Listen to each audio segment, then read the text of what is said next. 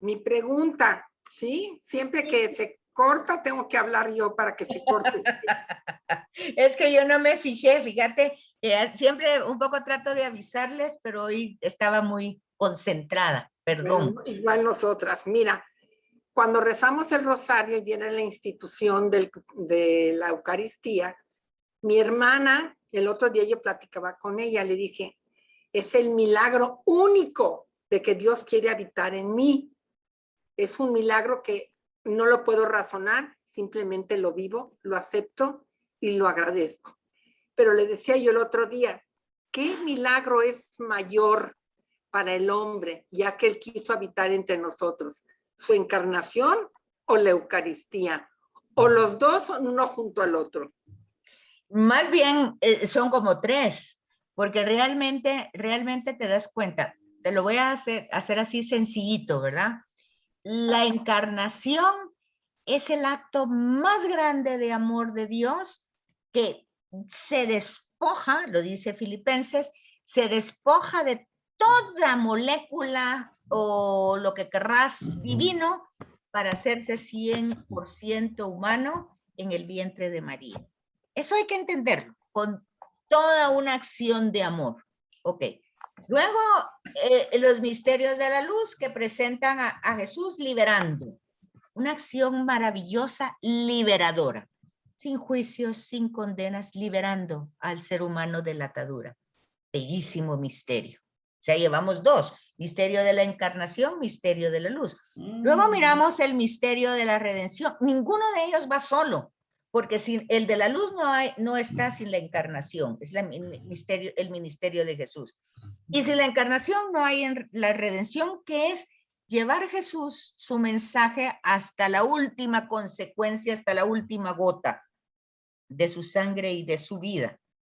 Y entonces ahí está el misterio de la redención. Y luego va el misterio de la glorificación, que entonces está esa resurrección.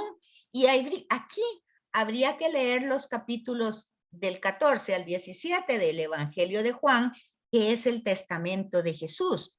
Sí me voy, pero me quedo. Por un rato no me miran, pero al rato me miran.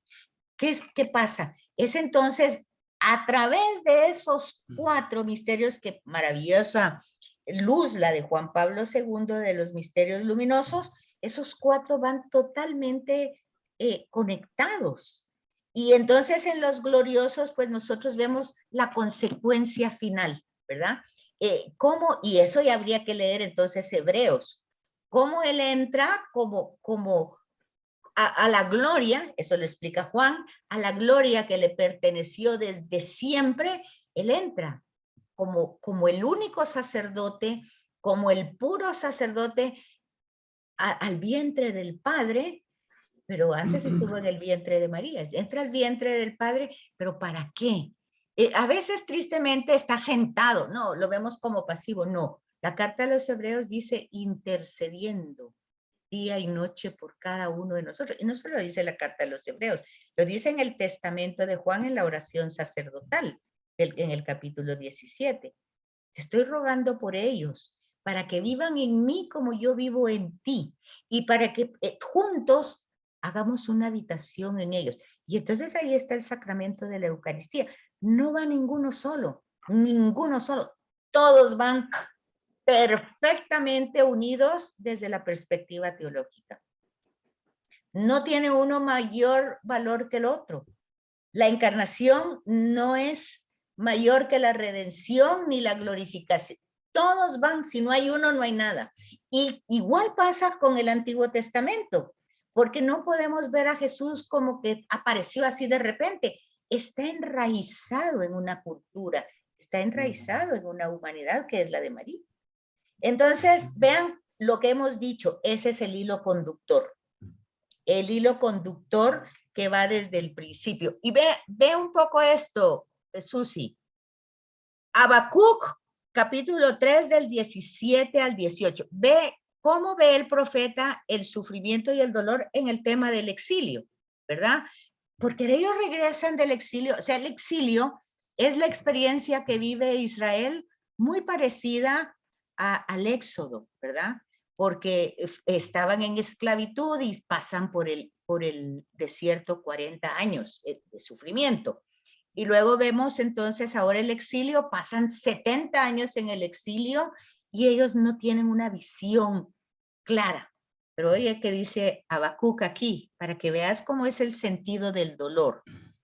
Aunque la higuera no florezca, ni en las vides haya fruto, aunque falte el producto del olivo, y los labrados no den mantenimiento, y las ovejas sean quitadas de la majada, y no haya vacas en los corrales, con todo, yo me gozo en el Señor y me gozaré en el Dios que es mi salvación. Ese es el sentido del gozo. El gozo no es porque las cosas nos están saliendo perfectamente bien, no. Aunque no haya nada, aunque no hayan flores, aunque no hayan frutos, aunque falte el producto del labrador, aunque haya sequía, aunque haya pandemia, aunque haya muerte, aunque haya lo que haya, aunque no hayan vacas, no haya leche, no haya alimento, con todo, yo me gozo en el Señor y me gozaré. ¿Por qué? Porque es mi salvación. Fíjense ustedes, ahí está, es un tema muy lindo de Habacuc, ¿o no?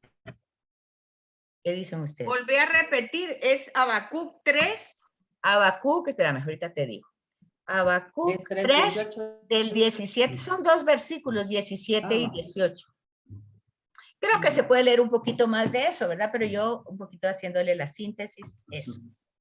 Bueno, entonces vean que eso es el hilo conductor. No es tan novedoso ni en María ni en Jesús. Por eso es la nueva Sión, la nueva Jerusalén. Lo dijeron los profetas, pero nadie hizo caso. Ahora María lo encarna y Jesús también. Entonces, aquí tenemos este tema en Juan 1:13, que seguimos en el prólogo, ¿verdad? Esta promesa de Jesús de la inhabitación, pues hace una diferencia de los que nacen de la sangre y los que son hijos de Dios, ¿verdad? Entonces vemos que los que nacen de la sangre, pues tienen su voluntad en las cosas humanas, ¿verdad? Totalmente humanas. Pero luego, cuando es el ser hijo de Dios, pues vemos el modelo de María y de Jesús, queriendo hacer la voluntad de Él y alegrándose para que el mundo los conozca, ¿verdad? La oración sacerdotal va a decir eso. ¿Qué es la vida eterna? Que te conozcan a ti, Dios verdadero, y al que tú enviaste, pues a Jesús, ¿verdad? Entonces, ese es el hilo conductor que nosotros tenemos que ir encontrando para tener signos de esperanza en medio del sufrimiento. Entonces, estos, dice aquí, son los creyentes que han nacido de Dios y no por mero designio humano. Pero hay más, dice, ¿verdad? Hay teólogos como el padre Ignacio de la Potier, que afirma en el plural sangres. Era utilizado por los judíos para indicar la pérdida de sangre en el parto de la mujer. Acuérdense que para los judíos en la sangre estaba la vida. Entonces, cuando la mujer menstruaba o había dado a luz, había tenido un parto, pues se quedaba sangrando. Hoy tenemos una respuesta médica de eso, ¿verdad? Entonces sabemos que todos sus órganos están volviendo a su lugar, que ella está limpiándose, muchas cosas sabemos hoy. Pero en aquel tiempo se comprendía que la vida se le estaba yendo, ¿verdad? Estaba dejando tirada la vida y que era una consecuencia de su calidad mala de mujer y entonces era impura. Así era entendido. Tristemente, hay cosas que han sido superadas también del Antiguo Testamento y no superadas por un teólogo, sino superadas por el mismo Jesús que enseña las cosas de otra manera. Pero nosotros todavía a veces pareciera que no entendemos esa superación y nos quedamos en versículos que no nos dan vida, aunque sean palabra de Dios. ¿Y por qué no nos dan vida? Porque fueron superadas por el mismo Dios, o sea, por Jesús de Nazaret. Entonces, San Juan en su prólogo está proponiendo no solo la concepción virginal de Cristo, sino también el parto virginal. Acuérdense que muchas veces en el rosario al final, las 3 Aves Marías, nosotros decimos que ha sido virgen antes, en y después del parto. O sea, siempre mantuvo una virgen. Ese no es tema sexual ni moral, ni es que porque se le rompió el himen o no se le rompió. Eso no es ese tema. El tema es esa pureza de corazón, esa generosidad de María que se abre a la acción maravillosa, a la gracia de Dios, que la llena de gracia. Bueno, eso hace que ella mantenga una actitud virginal en relación con Dios, ¿verdad? Por eso es el parto virginal, Dios mismo, ¿verdad? No es un parto de la sangre, hay más ahí todavía. Pero acuérdense, esto es teología, no es un tratado de medicina, ¿verdad? No es eso, es teología, es la interpretación de la acción maravillosa de Dios en medio de circunstancias dolorosas.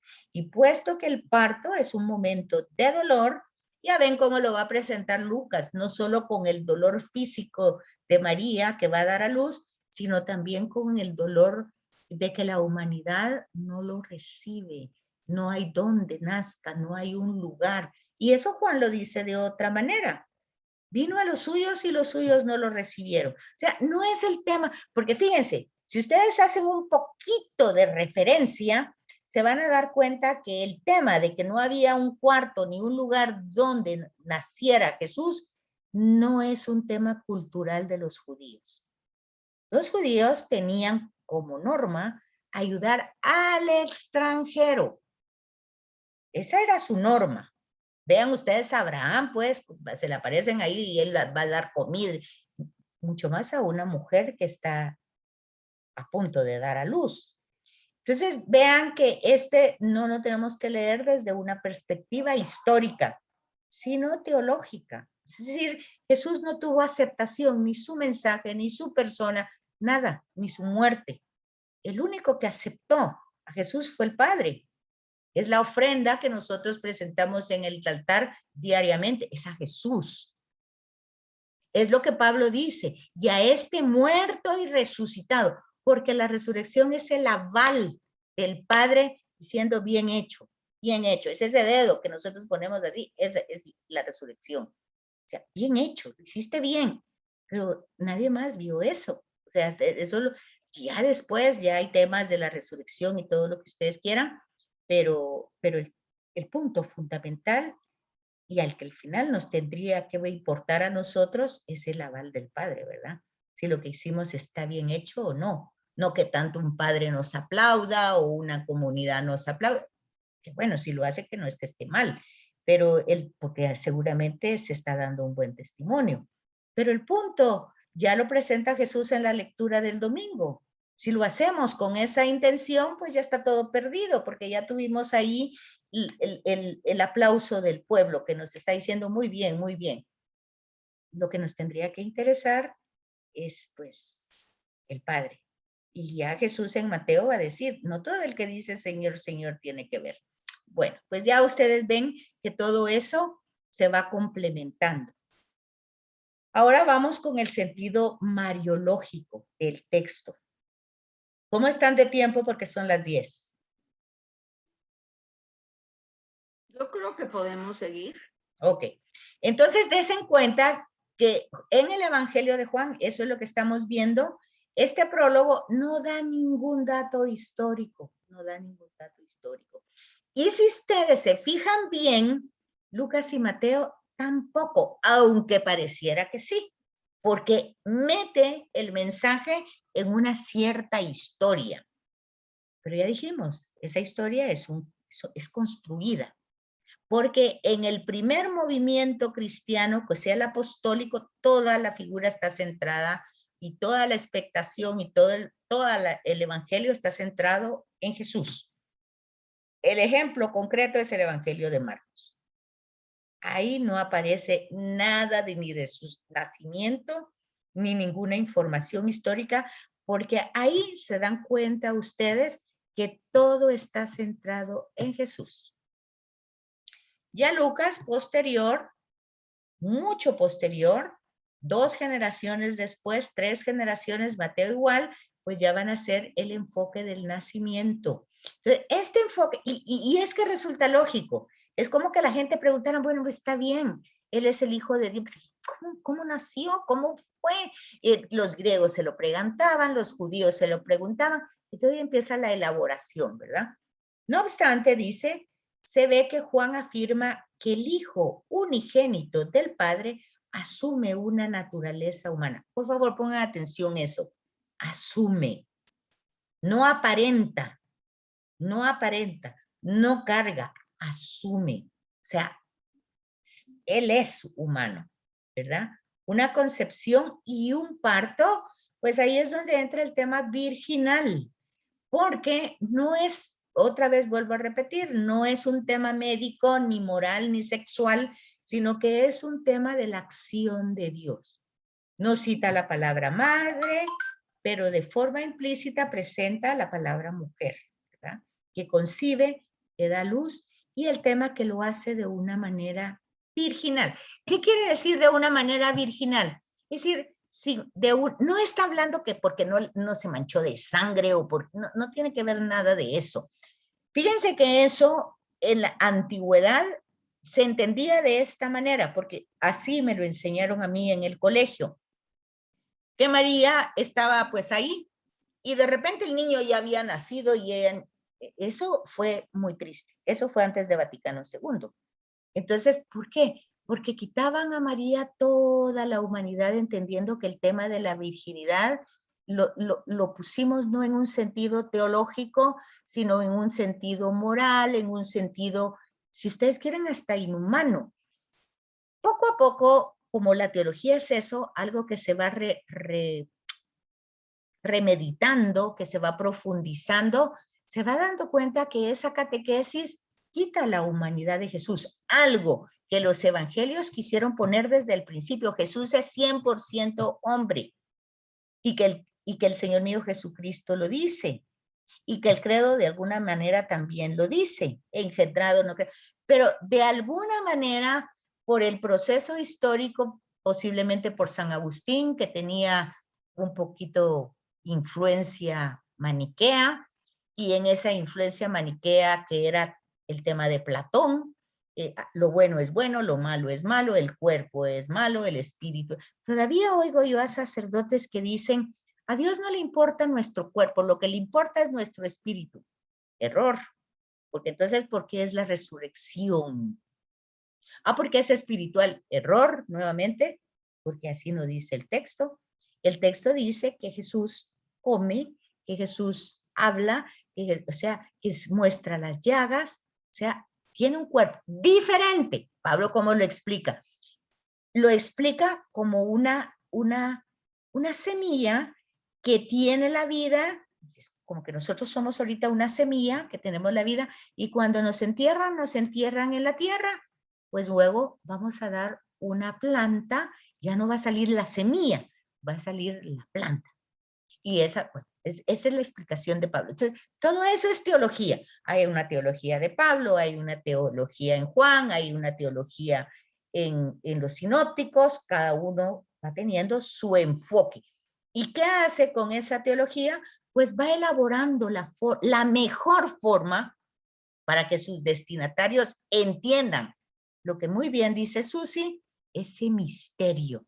El misterio es un misterio, pero no es un misterio cerrado al 100%, sino que es un misterio que podemos ir entrando en él con pies descalzos, humildemente, no entramos con el intelecto, entramos como en un mundo diferente que es el misterio de Dios. Entonces todo eso se hace con mucha reverencia, con mucha humildad y con mucho verdadero sentido de comprenderlo para poderlo alabar, porque no es otra cosa, alabarlo, glorificarlo. Entonces aquí ese es el tema que muchas veces lo desviamos nosotros por nuestras interpretaciones, ¿verdad? Esta afirmación de la virginidad de María indica la maternidad divina de María es a la vez virgen y madre. Los dos aspectos de este misterio Su maternidad divina es ese título que se da. La Teo, o sea, Dios, Tocos, o sea, Madre de Dios. Eso también hubo un problema en los concilios, ¿verdad? Que Dios es eterno, que no ha tenido principio, por lo tanto no tiene madre. Pero aquí entra el tema cristológico, Jesús es Dios. Entonces ahí encontramos esa virginidad. Todo esto se haya unido. Otra vez, el tema es eclesial, es la iglesia. O sea, viene del misterio de Cristo, pero María un poco ya es colocada en nuestra humanidad. O sea, María no pasa a la parte de la divinidad, no pasa. María no es una divinidad más. Oigan bien, repito, es misterio de la iglesia, la iglesia. Así es, ese link que les mandé hoy, léanlo porque ahí van a encontrar más riqueza sobre este tema. Entonces, toda esa unión. Y nosotros somos hechos hijos de Dios en el Hijo, por méritos del Hijo. Somos hijos en adopción. Somos hijos por méritos de Él, porque es Él que nos sana, es Él que nos salva. Jesús de Nazaret, Jesús de Nazaret. Estamos hablando de la humanidad. Estamos hablando de esa acción de la encarnación, de esa entrega de Jesús, de esa correspondencia al amor del Padre. Estamos hablando de Jesús de Nazaret. Entonces, ese Jesús de Nazaret que lleva hasta la última consecuencia su misión, que ¿cuál era? Presentar al Padre, tal cual es, que es amor, y liberar al ser humano de toda forma de esclavitud, incluso del dolor. O sea, el dolor no nos esclaviza. O sea, porque él vence el dolor, él vence la muerte. Pero ¿cómo la vence? Poniéndola en manos del Padre, ¿verdad? Entonces nosotros somos hijos en el Hijo. Y María, que es madre del Hijo encarnado, debe participar a través de su maternidad en la filiación divina de los cristianos. O sea, María es madre, pero también es hija, ¿verdad? Ella participa de la maternidad y en la filiación divina de los cristianos. Esto viene a ser también madre nuestra. No es tan difícil si lo ven desde el aspecto teológico. Ahora, si lo quieren mezclar con psicología, con moral, entonces se complica porque se dan otras interpretaciones. Y acuérdense que desde el principio de este curso hemos dicho que la teología es un mundo. Así como para nadar se entra con calzoneta, con gorra, con lentes, con todo lo que ustedes quieren para ir a nadar, así a la Biblia, a la teología, todo es un tema teológico. Usa historia, usa antropología, usa formas literarias, usa todo eso, pero básicamente es teología. Entonces, Disculpa, ya nos están llamando. Sí, ya nos están llamando. Entonces Gracias. nos quedamos en la 258. Vale, con la filiación. Gracias, ya Betsaida. terminamos. Y Bueno, nos vemos de hoy en 8, primero Dios. Primero Dios, mira, Betsaida, perfecto. Gracias. orando porque se te vayan resolviendo tus problemas, que aguantes, que tu salud te dé fuerza.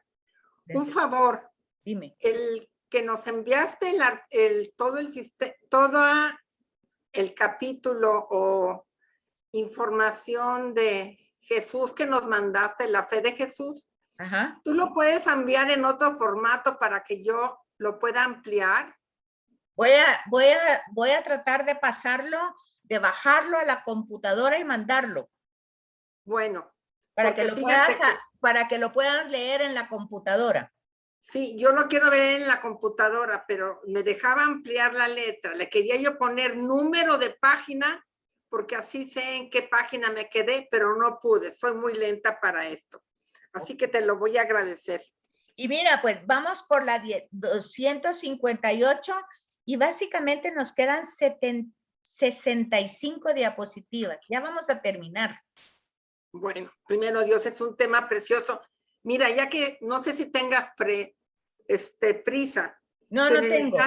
En el caso de María Santísima, yo creo que el hecho de no tener pecado original le facilitó el poder entender, aceptar la voluntad de Dios sin cuestionarlo.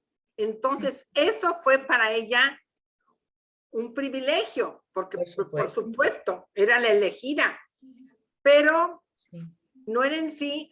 Una vez dijo Verónica que su virginidad no era en sí en el parto, que porque pudo haber nacido y luego cerrado la puerta. Le digo, eso es un error. Ver así las cosas, es como una mentira. ¿Estás de acuerdo conmigo? Totalmente.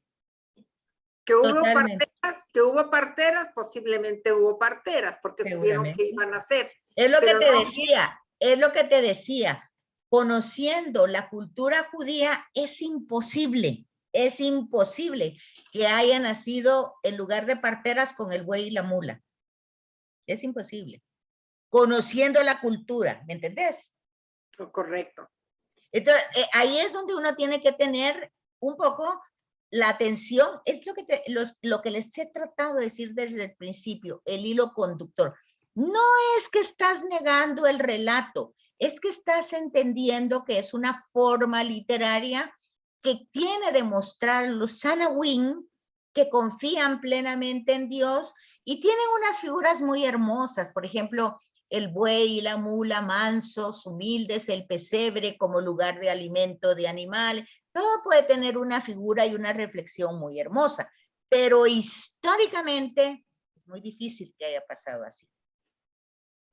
Y Mateo no lo cuenta de esa manera. Mateo, incluso si lees bien a Mateo, te das cuenta que los magos no llegan a una cueva, llegan a una casa. Sí, lo que pasa es que el parto sí fue en la cueva de Belén, pero días después ya le consiguió San José un lugar porque te quedó más tiempo. Bueno, yo te digo, pues esos son los contextos que hay que tomar en cuenta. Pero igual en la virginidad, como tú dices, ahí tú tienes que tomar en cuenta los contextos históricos y los literarios y darte cuenta que es preciosa la forma como lo narran, es linda, es bonita, pero lo que tienes que sacar ahí es el hilo conductor. El punto básico de la virginidad de María no es tanto del problema de los partos de la cueva, no, es el Hijo de Dios, punto. Es el Hijo de Dios. Y ya la forma como te lo van a narrar, o ya si te entra un relato como mítico, o todo lo que querrás, pues ya que está bien todos los adornos que le puedan poner, está bien. Pero lo elemental es que ahí no nació cualquier cosa o cualquier ser, sino Dios mismo. Entonces, para que tú entendas, es como cuando te presentan la Jerusalén celestial, les decía yo la vez pasada, que el oro, que la plata, que las luces, que lo blanco, o sea, está bien, solo te están diciendo es otra realidad, eso es lo que te están diciendo. Y como para esa otra realidad nosotros no tenemos imaginación, ellos entonces te presentan esa imaginación con lo que a nosotros nos deslumbra, el oro, las platas, el zafiro, no sé cuántas cosas más, ¿verdad? A mí me deslumbra más una gota de rocío, porque siempre que la miro, que brilla tanto, digo, pero esto es más lindo que un diamante, que no he visto muchos diamantes en mi vida, pero los poquitos que he visto dicen que brillan mucho, yo no les encuentro mucho brillo, y en cambio a una gotita de rocío con toda la luz, la veo tan maravillosa. Claro, uno quisiera tenerla, pero no se puede porque se va, ¿verdad? Pero ves, es un poco eso, es una manera para que nosotros captemos la maravilla, para que nosotros captemos la acción de Dios que es inalcanzable, que no la podés como poseer, sino que va más allá de eso. A veces el gozo es solo intuirla, tal vez no la puedes captar para siempre, a veces tal vez solo es un segundo, pero bueno, ese segundo basta. Es un tema como el de la transfiguración. Ese de la virginidad es un tema como el de la transfiguración. Es similar, ¿ves? No sé si en lugar de aclararte te confundo, pero bueno. No, me queda más claro. Porque el otro día que hablaba yo contigo, que hablaba yo del misterio de la unidad de las dos naturalezas de Cristo. Me dices, no hay misterio. ¿Cómo no va a haber misterio si no lo podemos comprender? Sabemos por su revelación que es el Hijo de Dios, pero es algo para nosotros misterioso, porque en las cosas divinas nos tenemos que fiar con la revelación y no podemos entender todo lo demás. No lo podemos entender, pero sí desde la experiencia lo podemos intuir. Sí lo podemos intuir. Eso sí. Y vaya, pero esa ya es la gracia. Ya es la gracia que ya no te importa entrar más, porque ya intuís algo grande, algo maravilloso, algo extraordinario. Y en nuestra pequeñez eso es suficiente. Es que si fuera más, yo creo que ahí nos morimos, como ellos pensaban. Ellos pensaban que si miraban a Dios, ahí quedaban totalmente. Y yo pienso igual. Pienso que el gozo que sentí solo con intuir una realidad de Dios que va más allá de las palabras, solo ese gozo que tal vez te dura ni medio segundo, basta, fíjate, basta, te lo juro, basta. Aunque no abarques todo el misterio. Yo hoy que venía meditando después de la misa, venía pensando, no, si la construcción está en las manos de Dios, Él seguramente está trabajando con todo, seguramente con el ingeniero, le está enseñando grandes cosas, con los albañiles que abandonaron la obra. El Señor está trabajando, el Señor no va a esperar que la casa esté construida para empezar a trabajar. Él ya empezó a trabajar desde la eternidad. Y esa intuición me dio una gran paz, fíjate. Fíjate que a mí me sucede una cosa.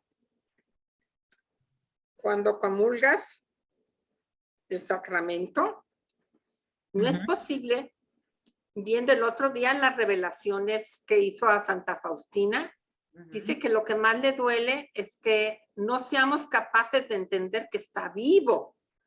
Entonces, es por fe que tú lo recibes aunque no comprendas.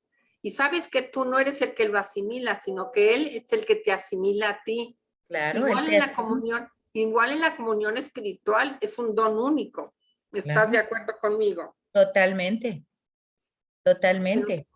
Te dejo que ya me están llamando. Un abrazo, Susi. No se te olvide, a ver si me puedes mandar el de No la se me olvida, no te preocupes, yo les mando. Gracias, eres un amor. Gracias. Adiós. Adiós. Que se te resuelva todo y sigo orando por ti. Dios te lo pague, Dios te lo pague. Gracias.